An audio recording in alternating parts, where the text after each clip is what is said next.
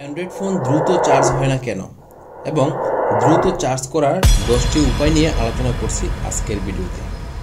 Phone ধীরে charge হলে অনেকেরই বিরক্তি হন, আবার অনেকেরই ফোন দিনে 2 থেকে 3 বার চার্জ করার দরকার হয়।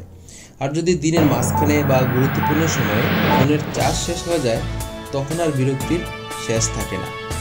বন্ধুরা, আজকের ভিডিওতে আমরা সম্পূর্ণ বিস্তারিত আলোচনা করতে যাচ্ছি যে কিভাবে আপনি আপনার ফোনটিকে আগের তুলনায় দ্বিগুণ স্পিডে আপনার ফোনটি চার্জ হবে সেই উপায়টি বলে দেব, এবং যাদের ফোন অনেক লং টাইম চার্জে রাখলে ফোন গরম হয়ে যায় কিংবা চার্জার গরম হয়ে যায় এবং কেন হয় সেই বিষয়গুলো নিয়ে আলোচনা করব এবং তার সমাধান নিয়ে আলোচনা করব।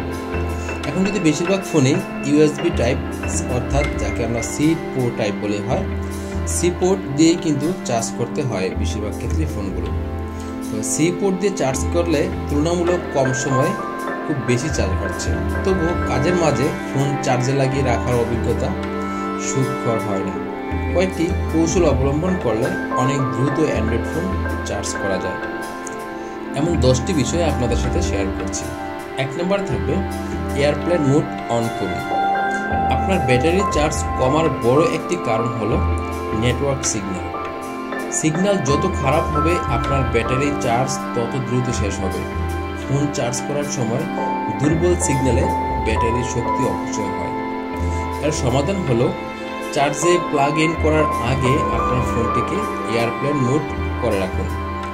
পরীক্ষায় দেখা যায় যে এটি সম্পূর্ণ চার্জের জন্য প্রয়োজনীয় সময়ের পরিমাণ 25% কম সময়ে কমিয়ে আনতে পারে। আপনার ফোনটিকে এয়ারপ্লেন মোডে নিতে নোটিফিকেশন বার নিচে গিয়ে সোয়াপ করুন এবং এয়ারপ্লেন মোড আইকনে ট্যাপ করুন, অথবা আরও একটি অপশন রয়েছে, সেটিং অপশনে গিয়ে নেটওয়ার্ক অ্যান্ড ইন্টারনেট অপশনে ক্লিক করবেন। এখান থেকে এয়ারপ্লেন মোডে গিয়ে এটি সেট আপ করতে পারেন।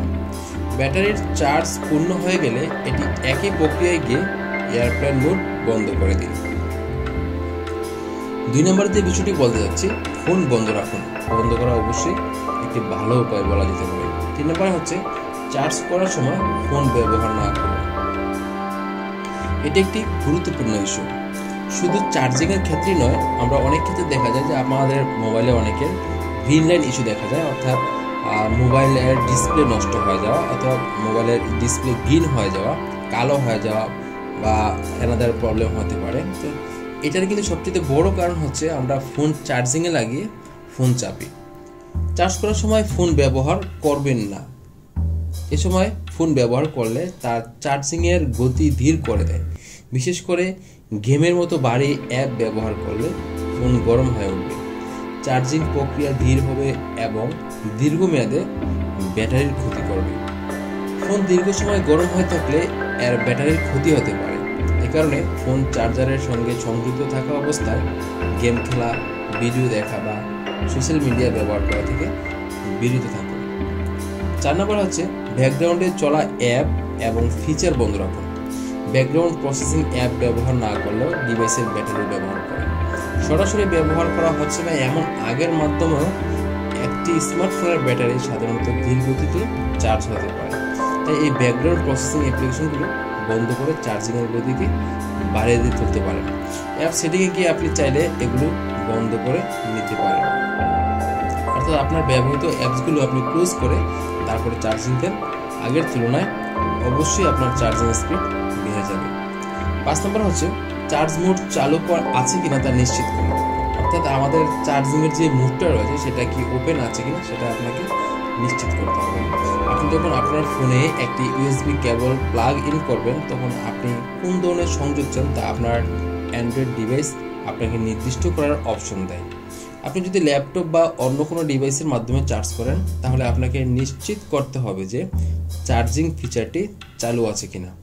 এটি চালু করা খুবই সহজ। এটি চালু করতে সেটিং অপশনে যাবেন। সেটিং অপশনে গিয়ে কানেক্ট ডিভাইস এখানে ক্লিক করে দিবেন। কানেক্ট ডিভাইসে ক্লিক করে এখান থেকে আপনি ইউএসবি প্রিফারেন্সের যে যান, ওইখান থেকে ইউএসবি প্রিফারেন্সে যাওয়ার পরে আপনাকে একটা ওইখান থেকে আপনার সি টাইপ প্রো এটা আপনাকে কানেক্ট করে দিতে হবে।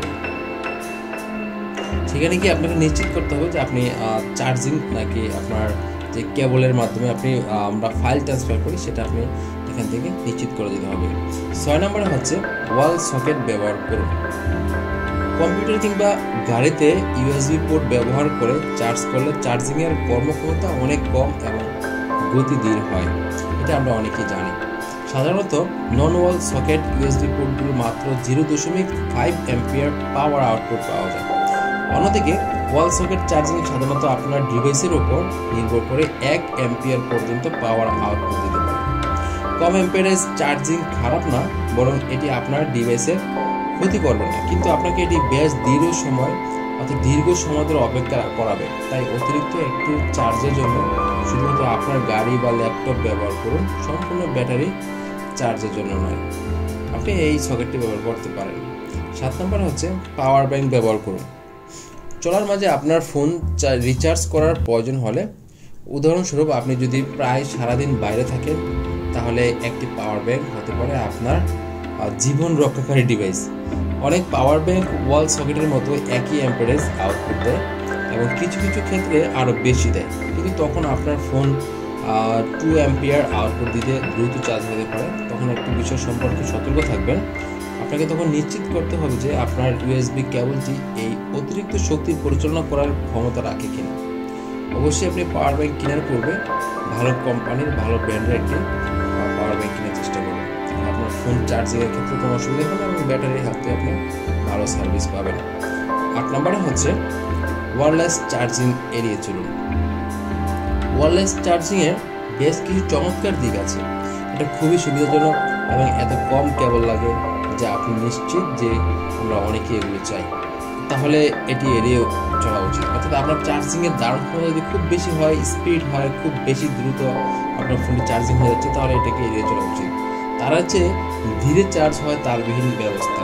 পরীক্ষা দেখা যায় যে এটি 50% পর্যন্ত ধীর হতে পারে, তবে খুব বেশি দ্রুত চার্জ হলে যেমন আপনার ফোনের ব্যাটারির জন্য ক্ষতিকর হতে পারে এবং খুব বেশি ধীর গতিতেও চার্জ হলে আপনার ব্যাটারির জন্য ক্ষতিকর হতে পারে। 9 নম্বর হচ্ছে ফোনের কেস খুলে ফেলুন। বর্তমান প্রায় সব ফোনেই লিথিয়াম আয়ন ব্যাটারি ব্যবহার করা হয়। এই ধরনের ব্যাটারি ঠান্ডা থাকলে দ্রুত চার্জ হয়। 5 থেকে 45 ডিগ্রি সেলসিয়াস তাপমাত্রা চার্জের জন্য খুবই উপযুক্ত।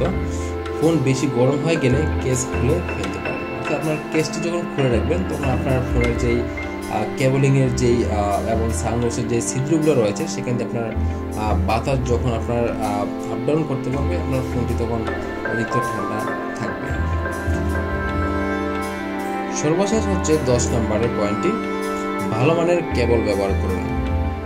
আপনারা এই বিষয়টা অবশ্যই গুরুত্ব সহকারে আপনারা শুনবেন, কারণ এটি হচ্ছে আপনার আমি প্রথমত বলতে পারি এটি আপনাদের জন্য খুবই একটি হেল্পফুল টপিক হবে।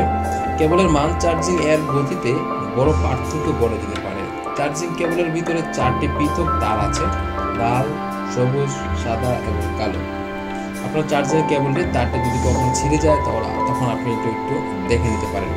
সাদা এবং সবুজ তার ডেটা স্থানান্তর করে, লাল এবং কালো বিদ্যুৎ পরিবহন করে। একটি স্ট্যান্ডার্ড 28 গেজ তার প্রায় 0.5 অ্যাম্পিয়ার বহন করতে পারে। অন্যদিকে একটি বড় 24 গেজ তার 2 অ্যাম্পিয়ার বহন করতে পারে। সাধারণত সস্তা তারগুলি 28 গেজ সেটআপ ব্যবহার করে, যার ফলে চার্জিং গতি কম হয়। আপনি যদি চার্জিং ক্ষমতার দক্ষতার জন্য আপনার তারের পরীক্ষা করতে চান, তাহলে অ্যাম্পিয়ার অ্যাপটি ডাউনলোড করুন। এটি আপনাকে আপনার ডিভাইসের চার্জ এবং ডিসচার্জের হার পরিমাণ করে দেবে। তো বন্ধুরা, আজকের ভিডিওটি আপনাদের কেমন লাগলো কমেন্টের মাধ্যমে অবশ্যই জানাবেন। পরবর্তী সময়ে আবার আপনাদের জন্য নতুন কোনো ভিডিও নিয়ে হাজির হব। আর ছোট্ট একটি রিকোয়েস্ট থাকবে, যারা আমার এই চ্যানেলটিতে নতুন তারা অবশ্যই চ্যানেলটিকে সাবস্ক্রাইব করে আমাদের সাথে যুক্ত থাকবেন এবং আপনাদের অনুপ্রেরণা পেলে নতুন নতুন টেকনোলজি ভিডিও নিয়ে আসবো, যেগুলো আপনাদের জন্য উপকার হবে। তো আজকে এই পর্যন্ত থাক, দেখা হচ্ছে পরবর্তী কোনো ভিডিওতে। তার আগে আপনাদের সুস্থতা কামনা করছি। সবাই ভালো থাকবেন। আল্লাহ হাফেজ।